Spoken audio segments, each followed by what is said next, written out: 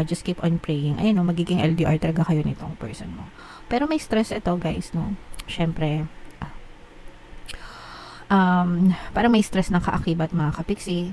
Although, of course, you trust your person, nandun yung tiwala, pero at the back of your mind, parang may mga agam-agam ka na mga what if, ganyan. And hindi naman yung mawawala, guys, kasi di ba minsan nga hindi LDR, kasama lang sa bahay, nakagawa pa, di ba?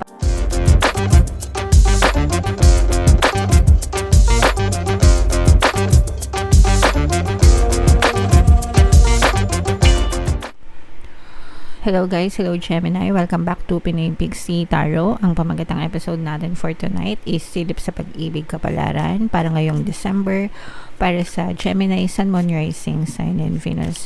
Pwedeng ma-pick up yung energy nyo, guys, pwedeng ma-pick up yung energy ng person nyo, pwedeng magkabaliktad yung roles, mga kapiksi. If in case hindi kayo nakaresonate dito, try nyo panoorin yung video dun sa zodiac sign ng person nyo, baka nandun yung energy nyo, guys. So, unahin natin ito. Tingnan natin yung mga energy surrounding your situation, guys. So, ilatag muna natin lahat.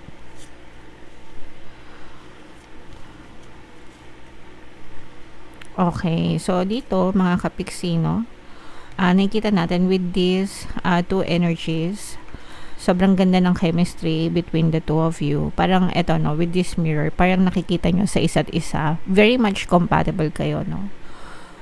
For some of you, compatible kayo ng person nyo. Tapos parang nakikita nyo yung isa't isa sa bawat isa. Okay?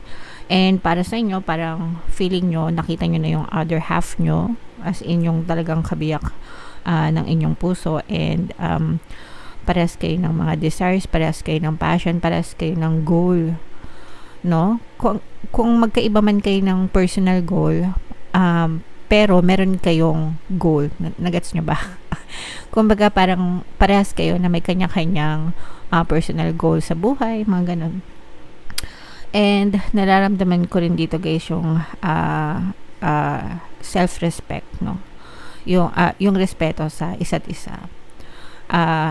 Your person respects you, and likewise ganun din yung pagrespeto mo dun sa person mo, and parang you allow each other to grow, mga kapiksi. And with this shock naman, guys, eto pwedeng transformation for the better. Pwedeng nagulat kayo na hindi nyo inaasahan na gantong klaseng person pala yung person mo. Okay, so tingnan natin, guys, no, I'm sensing this is more on positive, pero tingnan natin, guys, kung ano yung makikita natin dito sa deck na to na magsusupport nitong energy na to, mga kapiksi. Okay, pero so far yan yung nakikita natin. Very nice, very positive na energy. Comment down below, mga kapiksi, if feeling nyo naka-resonate kayo dyan. So, hanapin natin yung energy nyo. Shuffle ko to, guys. Habang sinashuffle ko to, panoorin nyo muna yung video natin regarding sa ating paano mag-manifest ng abundance video course. Kapiksi, sawa ka na ba sa mga struggles at hirap sa buhay mo? Masipag ka ba at masikap sa buhay ngunit hindi ka pa rin umaasenso? Ilang beses ka na bang nag-attempt mag-negosyo at mag-invest pero palagi ka pa rin nalulugi? Sa pagkakataon na ito ay maaaring may subconscious beliefs ka na nagiging balakid sa iyong pag-unlad at pagyaman. Introducing, paano mag-manifest ng abundance video course. Dito ay matututunan mo ma-overcome ang mga balakid mo para tuluyan ka ng umunlad, umasenso, sumagana, maging matagumpay, successful at maswerte sa iyong kabuhayan, pera, trabaho, negosyo sa lapi at kaperahan ng bonggang-bongga. Dali, mag-send na ng email sa pinoypixie@gmail.com at simulan na ang iyong pagyaman ngayon. Alright, so sa lahat ng gusto mag-avail ng course, guys, mayroon tayong promo ngayong November. Meron tayong 500 pesos na discount until November 30, kaya mag-avail na kayo. And meron din tayong bagong course, mga kapiksi, paano mawala ang third party at magkaroon ng harmonious na relationship para mawala yung mga kabit na mga jowa na, guys. 20% discount naman yan until November 30, mga kapiksi, kaya i-avail nyo na. So, Gemini, guys, kayo ay na-represent ng Queen of Swords. Ito yung ating love energy. Meron ako nararamdaman na some kind of separation dito, mga kapiksi. Pero yung separation, hindi yung para maghiwalay kayo or mag-break kayo. Pero yung separation na parang your person needs to go para, or ikaw, parang magiging LDR ganyan. And ito yung medyo ito yung shocking na parang sudden change na pwede mangyari dun sa relationship nyo, na yung iba sa nyo parang, let's say for example, nagsasama kayo ng person mo ngayon, tapos parang biglang naisipan niya or nag-decide siya na mag-abroad ganyan, or magtrabaho sa malayo, mga kapiksi, lumisan para makapag-provide para sa kinabukasan mo at sa kinabukasan ng inyong pamilya. So parang sudden change siya, sudden na pagbabago na medyo shocking para sa inyo, na parang hindi pa masyadong napoproseso ng isip nyo, mga kapisi. Although gusto mong support yung intention niya na maging maayos yung pamilya nyo or maging maayos yung kabuhayan nyo, but nandun pa rin yung anxiety sa inyo na syempre aalis siya, magkakalayo kayo, guys. Pero wala naman kayong kailangan ipag-alala, mga kapiksi, kasi nga 'di ba sabi ko sa inyo, parang sinusupport nyo yung isa't isa dun sa mga passion and dun sa mga goals nyo, no? Meron kang sariling personal goal and meron ding personal goal yung person mo, and parang yun nga yung sinabi ko kanina na nararamdaman ko na sinusupport nyo yung isa't isa. And you are safe, no, dito sa relationship na to, mga kapiksi. Okay? Kumbaga parang very secure, very stable naman yung relationship nyo. Kaya kahit na, let's say for example, magkahiwalay man kayo, maging LDR man kayo, parang wala namang, you have to trust your person and your relationship na walang mangyayaring hindi maganda sa pagitan yung dalawa, even if meron kayong physical distance, kasi emotionally talagang attached kayo sa isa't isa, guys. And kagaya nga nung sabi ko sa inyo kanina, di ba? Ayan, kung mapapansin nyo, parehas na parehas, di ba? Parehas na parehas, mga kapiksi. So kaya hindi, kumbaga parang hindi naman ikaw may hirapan na pakawalan yung person mo, kasi nga naiintindihan mo siya, and nandun din yung naiintindihan ka din ng person mo, pero nagkakaintindihan kayo, in short. Okay? So parang sabi ko nga, nire-reflect nyo yung goals ng bawat isa, mga kapiksi. And wala namang isip bata sa inyong dalawa, no? So nararamdaman natin dito na matibay yung connection nyo, and parehas kayong mature ka na magdala ng relationship. Ganun din siya, mature din siya sa pagdadala ng relationship, mga kapiksi. Kaya wala naman kayo masyadong magiging problema just in case na maging LDR or mapunta sa LDR itong relationship nyo, guys. Okay? So what else, guys? Tingnan pa natin. Ayan, no? So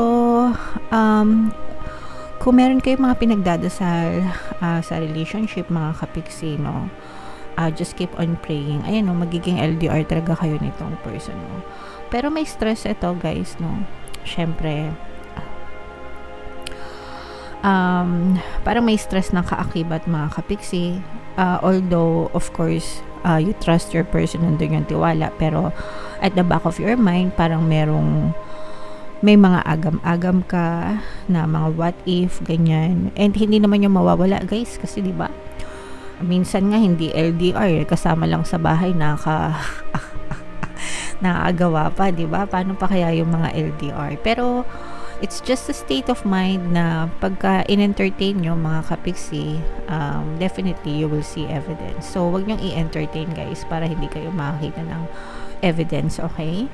And kailangan ng effort, no? Nararamdaman ko naman, guys, na mag-e-effort naman kayo parehas to make this relationship work, no? And actually gusto ng person mo na i-fulfill niya, especially kung let's say for example kung maaga kayo nag-asawa, maaga kayong nagsama, medyo bata pa kayo dati, ganyan. Tapos alam mo yun, yung mga hindi niya naibigay sa'yo dati, kasi syempre pag medyo bata-bata ka pa, sabihin na natin na lack of experience, yung buhay hindi pa masyadong matatag, 'di ba? So pwedeng nagdanas kayo ng mga hirap, and parang gustong suklian ng person mo na ibigay naman sa iyo yung kasaganaan, yung happiness. Kaya parang gusto niyang gawin yon, yung paglayo, para ibigay sa iyo yung buhay na deserve mo. So